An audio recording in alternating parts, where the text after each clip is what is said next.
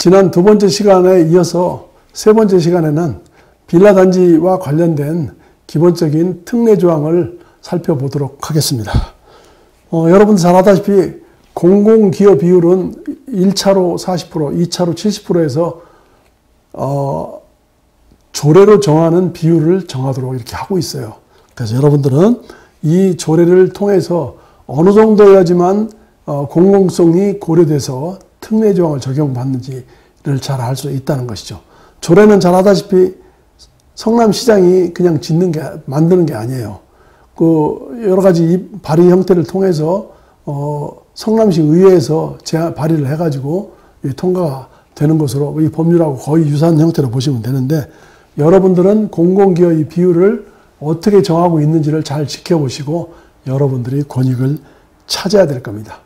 그래서 조례에서 정하고 있는 공공비율에 적합하는 경우에는 공공성이 인정돼 가지고 안전진단을 완화할 수도 있고 면제도 가능하다는 것이죠. 그리고 그 여러 가지 용적률이나 건폐율 또는 건축물이 건축 제한, 여러 가지 높이 제한, 인동거리 이런 것들하고 그다음에 통합심의도 받고 이주단지도 조성을 하고 부담금도 감면받는다라는 것이죠. 그래서 출발은 조례에서 공공기여 비율을 어떻게 정할 것인가, 그러면 우리 단지는 얼마가 비용이 들어갈 것인가를 알아야 된다는 것이죠. 특히 빌라단지의 경우에는 말씀드렸듯이 이게 종상이 안 됐을 경우에는 일종이었죠. 우리 국토계획법에 보면은요, 주거, 상업, 공업, 녹지지역을 용도지역이라고 해요. 그런데 이 용도지역 중에서도 전용주거지역이 있고, 일반 주거지역이 있고, 준주거지역, 이 세 개로 세분화하고 있어요. 그 부분에 보면은 제1종 전용주거지역하고 제2종하고는 실제로 왔다 갔다 하고, 그 다음에 일반 주거지역은 1종, 2종, 3종으로 이렇게 나눠져 있어요. 그래서 어떤 경우에는 그 전용의 경우는 아파트나 공동주택을 질 수가 없죠. 그죠? 층수 제한되어 있고. 그런데 우리 특별법에서는 가장 중요한 게 각 호의 안에서의 제한을 부분을 공업지역, 주거지역, 상업지역, 녹지지역 이 호를 건너뛰지 않는 한도 내에서는 실제로 전용지역하고 일반 주거지역하고 준주거지역에서 제한되고 있는 것들을 건너뛰어서 아무거나 칠 수 있다는 것이죠. 이게 특례 조항의 하나입니다. 예를 들어서 일정의 경우에는 아파트를 질 수 없음에도 불구하고 여러분들 잘 아다시피 이 법이 적용을 받아서 특례 조항을 받으면은 준주거, 아까 얘기했죠? 고밀복합형일 경우 준주거로 가서 500% 이상의 적용을 받아가지고 35층 또는 40층까지 질 수가 있듯이 이러한 부분들이 특례 조항을 두고 있는데, 빌라단지의 경우도 당연히 종상향되고 또 이 특별법이 적용을 받게 됨으로 인해서 그러한 제한을, 건축물의 종류를 제한하는 것을 완화시켰다라고 보시면 되고요. 다만 주거에서 상업이나 공업적으로 건너뛰지는 못한다. 이러한 것이 기본 골격입니다.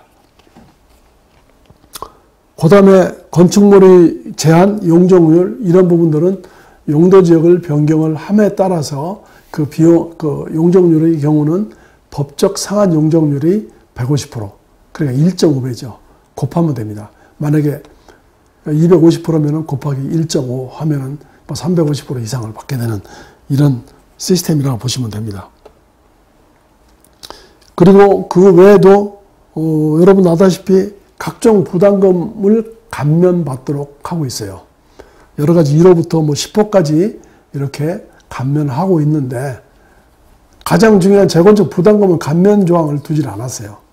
별도로 제초안법에 의해서 있긴 있는데 110 대책에서도 일기 신도시랑 관련 없이 완화했다고 이렇게 나와 있듯이 이렇게 별개로 찢어서 하고 있는데, 이 부분도 사실은 공익사업이고 공공기여의 비율이 높다고 한다면 당연히 이 감면 특례 조항에 넣어서 면제를 시켜주는 게 맞지 않느냐, 저는 개인적으로 생각을 하고, 최근에 재건축 사업이 가장 어려워서 사업 자체가 안 된다고 했을 경우에 이런 부분들은 정치하는 분들은 이거를 다시 검토를 해 주셨으면 좋겠습니다.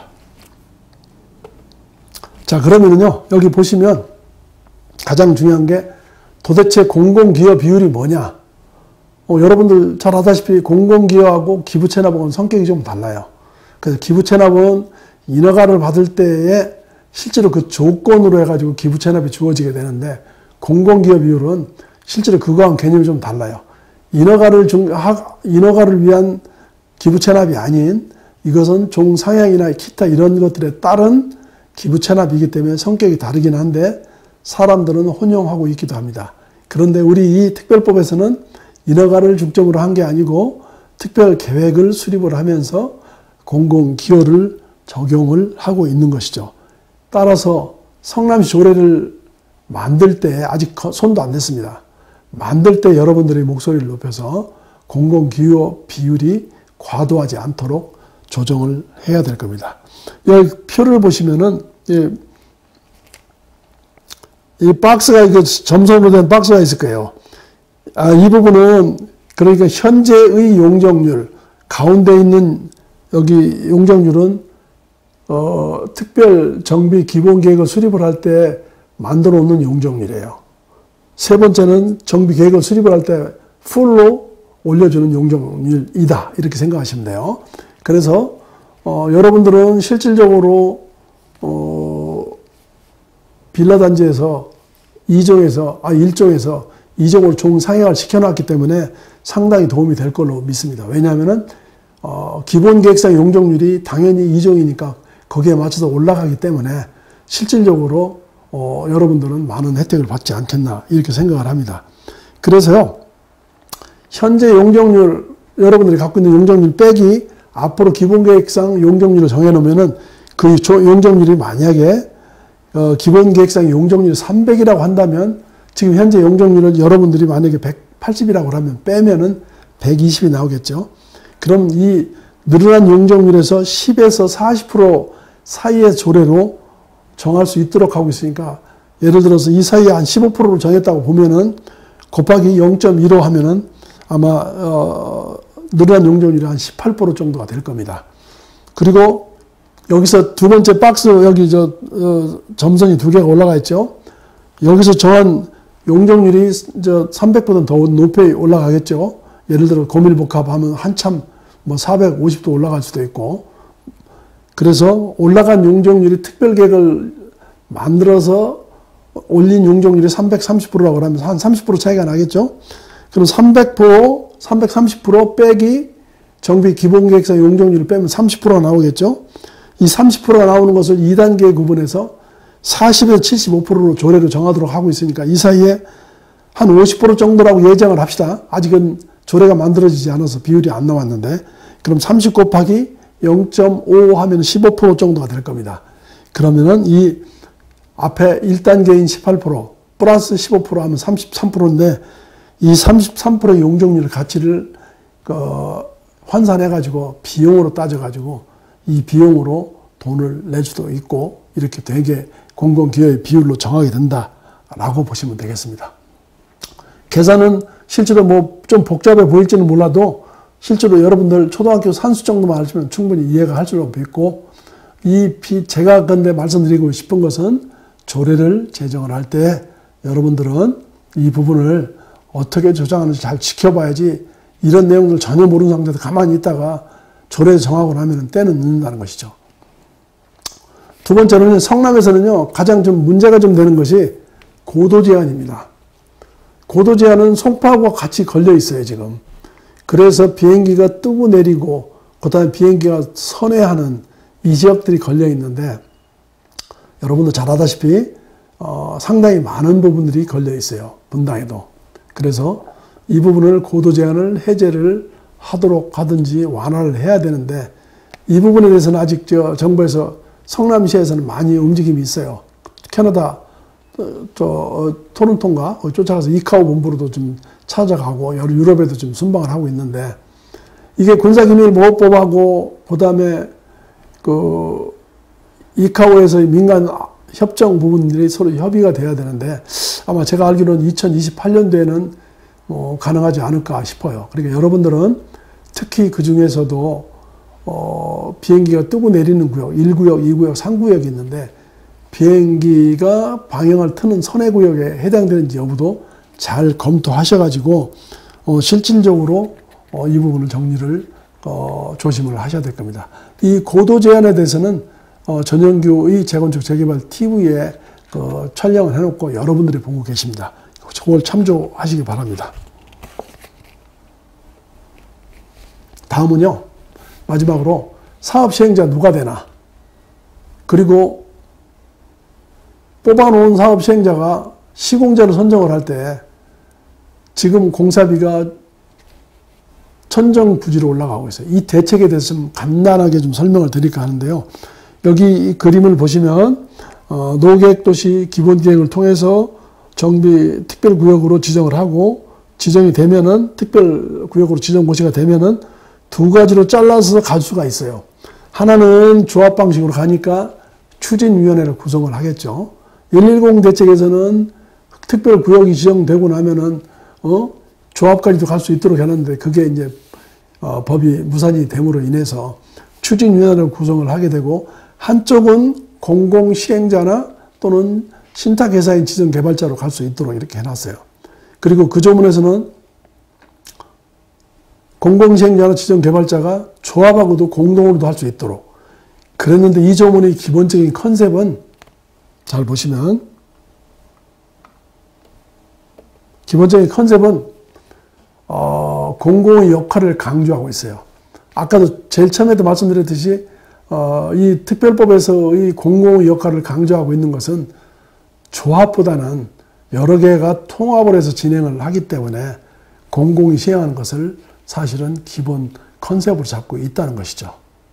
다만 여기서는 이제 문제는 여러분 잘 아다시피 최근에 남양주 진주 아파트 같은 경우에 시공자와의 분쟁이 통해서 공사비를 올려달라고 했습니다만은 시공사를 바꾸고 또 바꾼 시공자하고도 안 맞아가지고 다시 원위치했는데 공사비를 어마어마하게 올려달라고 하니까 지금 또 분쟁이 있어요. 그런데도 여기다가 대주단에서 브릿지 돈으로 빌려준 돈을 조합해 보고 내놓으라고 지금 하고 있고, 또 돈을 낼 능력이 안 되니까 그 조합원들 갖고 있는 아파트 1200세대에 대해서 일괄 경매를 신청 중이라고 합니다. 그래서 사회적인 문제로 대두하고 있는데, 실질적으로 서울시는 최근에 시공자 선정 기준도 정하고, 그 다음에 표준 공사 도급 계약서의 양식도 바꾸고 있습니다만은 아무런 큰 도움이 안 됩니다. 그래서 저는 우리 도정법을 보면은 공공시행자나 지정개발자가 사업시행자가 되더라도 토지등 소유자 전체 회의에서 자기네들이 뽑고 싶은 시공사를 추천하면은 시행자들은 울며 겨자 먹기로 무조건 그 시공자를 뽑도록 하고 있어요.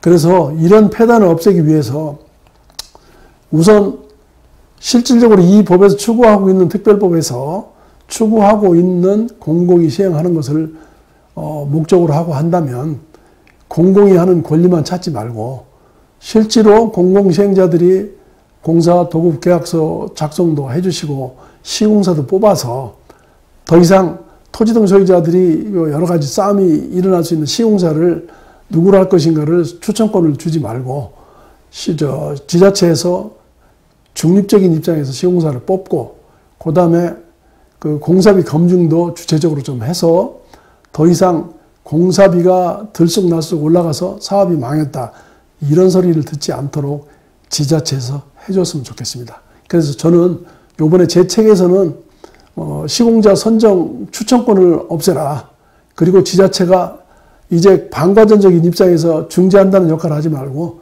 앞장서서 이 부분을 해결하도록 여러분들이 뽑고 또 공사비도 검증할 수 있는 제도를 갖춰야 된다라고 하는 것이 저희 생각입니다. 그래서 제 책에다 그렇게 실어놨습니다. 그래서 오늘 강의는 이 정도로 마치고요.